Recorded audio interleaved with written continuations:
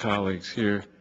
This is an important day. I'm so glad to see the witnesses that are here. Now,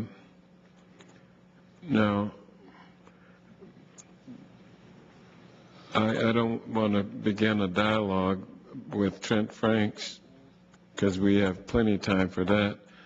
But Marjorie Cohen's response was to a question asked by Republicans on the committee. She didn't come here as a person to give us advice on what we ought to do. Someone asked her that, and that's what she said. I'm more interested in what we're going to say in response to that question, not to any individual lawyer or individual citizen. And where we want to go with another person that was given a lawyer in New York.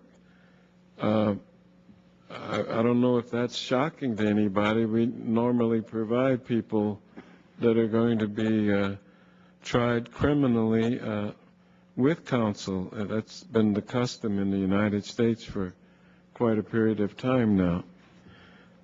So I just want to thank the committee. This Judiciary Committee I'm so proud of, the Constitution Committee in particular, and the way we go about making history around these questions. Now, we have several points here that will be examined. We have reports stating that our witnesses today played a central role in drafting Justice Department legal opinions on interrogations. Some of those opinions have been withdrawn. But let's listen to Senator Lindsey Graham of the Armed Forces Committee, what he said last week about these memos.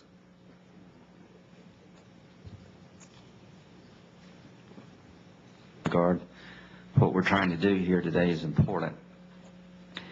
Now, the guidance that was provided during this period of time, I think, will go down in history as some of the most irresponsible and short-sighted analysis ever provided to our nation's military and intelligence communities.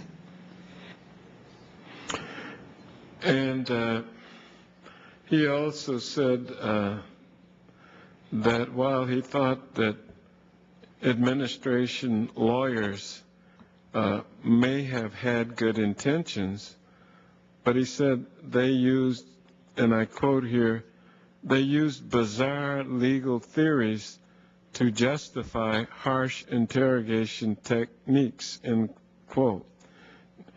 Now, Mr. Addington, Professor Yu, I come here to give you the benefit of the doubt, and we want to hear your side of it.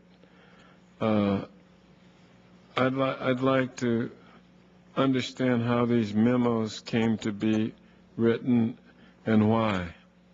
I'd like to learn more about your view of the unitary executive theory of government, in which the president is supposed to be superior to some or all of the laws, or wherever that leads.